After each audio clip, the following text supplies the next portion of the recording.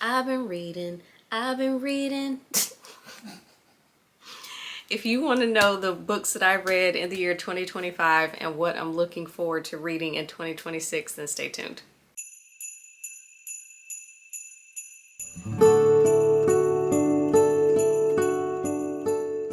Hey, welcome back to my channel. My name is Shamiriel. If this is your first time here, I am so proud of myself for the amount of books that I have read this year, 2025. We're nearing the end of the year, and I'm trying to get back into reading, or I'm back into reading after having been someone who read a lot in my youth.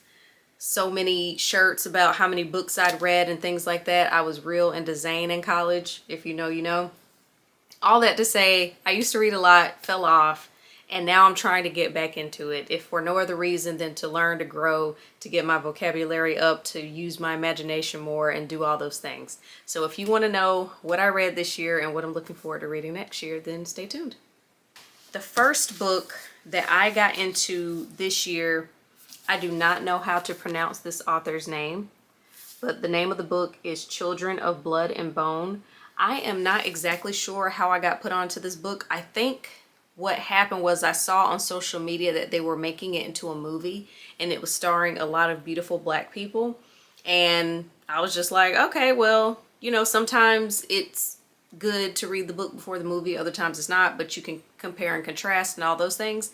And so I decided to go ahead and pick up this book.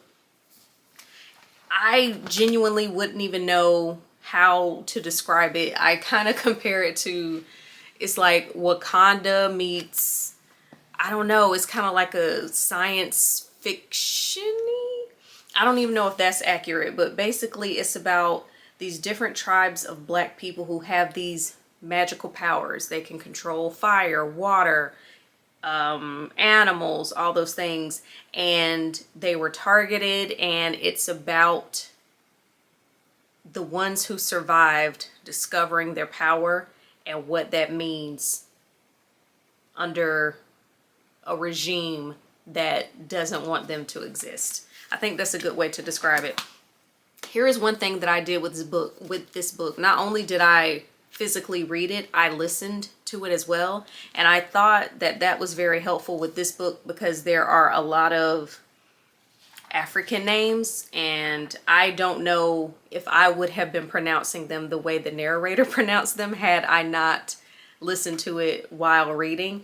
And I really liked it. I was able to visualize the scenes and the things that were happening. I remember being in the airport waiting for a flight, obviously, and just flipping, and then when something happened, I was like, oh my God. And you know, because you can imagine the intensity and the emotion behind certain scenes and stuff like that. I really enjoy this book. I think the movie is coming out in 2026.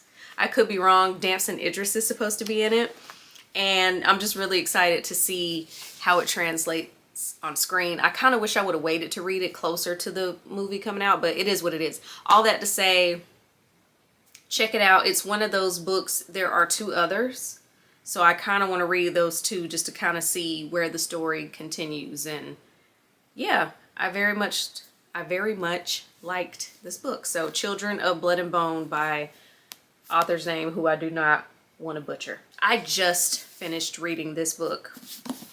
I have the cover downstairs, and in case you can't see it, it's and you probably can't because I had it upside down. It's Matriarch by Tina Knowles, aka Beyonce's mom. Y'all know I love a memoir.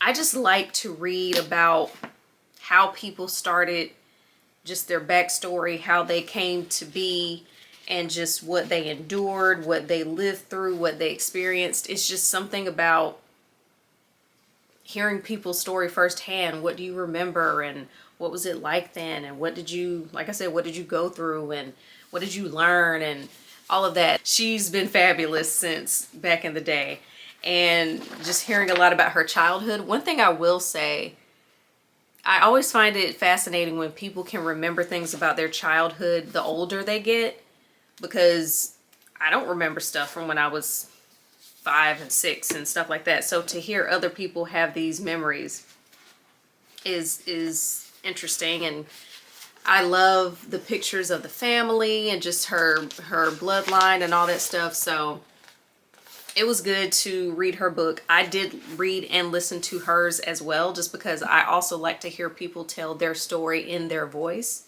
So yeah, it was a really good book.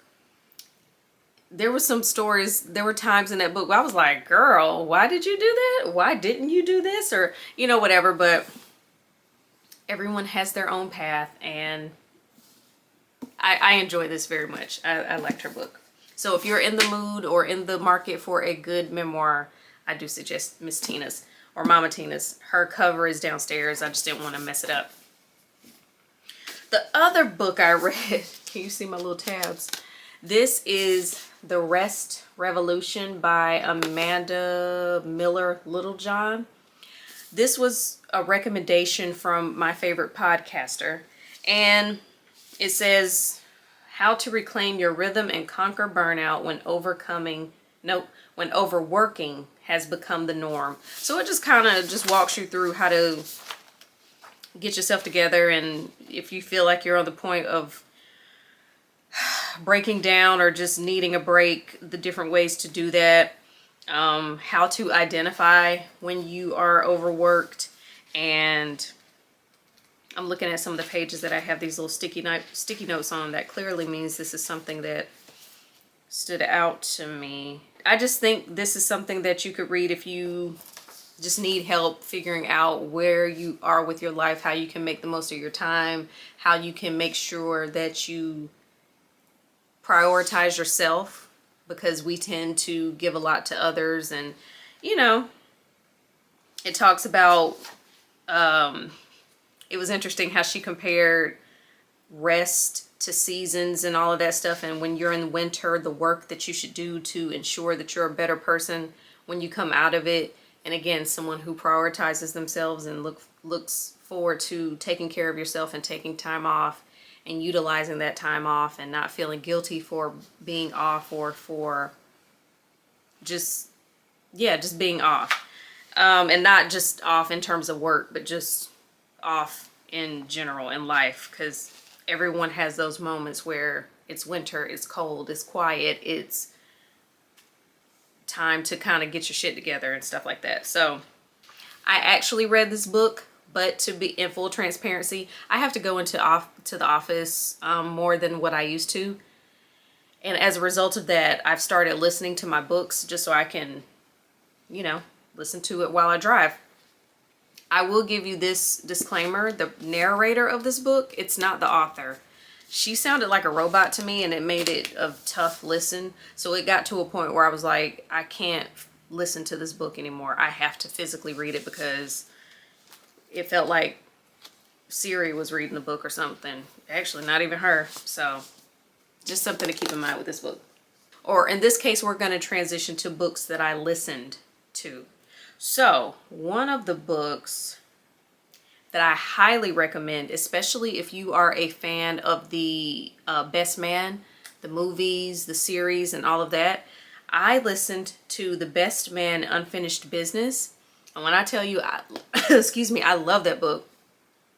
It was great for me because I was able to visualize. So when they're describing Jordan, or what's his name, Harper, or any of the characters, I was able to picture Tay and Nia and Sanaa and all the other people.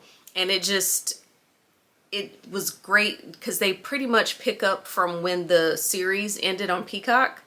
And Lord, that story is crazy. I'm very curious to know how I think there's a second book.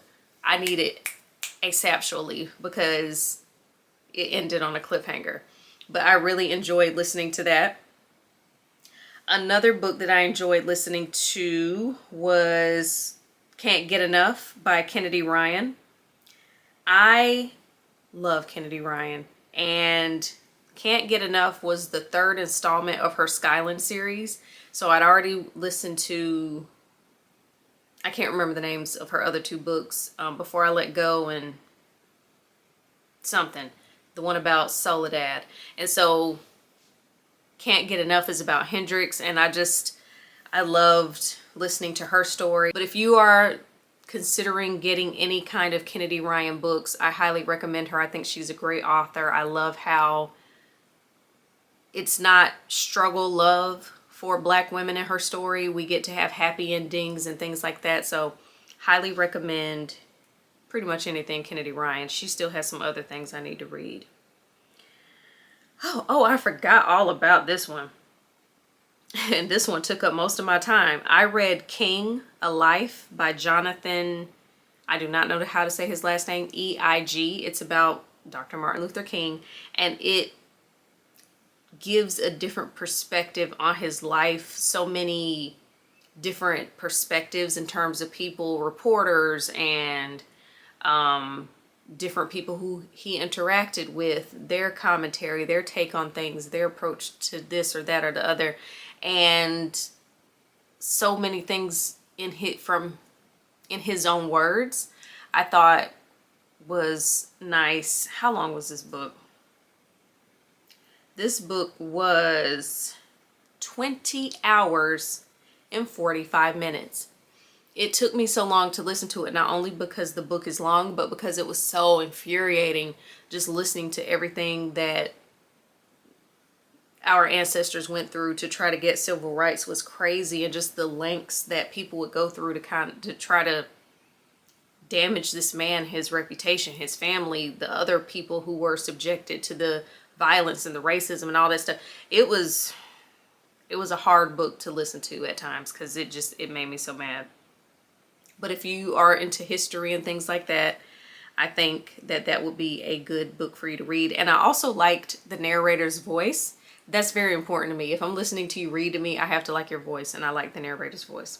I'm currently reading Think Faster, Talk Smarter. I came across this on TikTok. An important meeting at work, a job interview, or a heartwarming toast. These high-pressure situations can cause even the most self-assured of us to clam up. But how can we learn to be more inspirational, more confident, and more eloquent when it matters? Blah, blah, blah, blah, blah. So, yeah, I wanted to give this a go and see if it gives me any kind of how to speak successfully when you're put on the spot. And as you can see, I'm very early into the book. Oh, and this font is small AF. This is how I can tell I'm getting older. I'm like, woo. But yeah, maybe I'll be done with this by the end of the year. We'll see. We'll see. Here's something else I'm currently listening to. The Meaning of Mariah. I have 6 hours and 46 minutes left. It's interesting. She's led an interesting life. She sings in the book, which I think is a little weird. I get it because she is a singer, but that's just like me talking to you right now and all of a sudden I break into song and it's like, girl, what? She does that and I think it's a little weird. Did I stop recording? Okay. Okay, so now let's go through really quickly what I plan to read in 2026. So I plan to start, I want to be done with Mariah by the end of December. I will be. Again, I got 6 hours left. And again, I'm going to the office. I want to start January off reading 107 Days by Kamala. I've heard good things and I just want to hear it for myself, or, read it for myself. In February, I want to be done with this in January.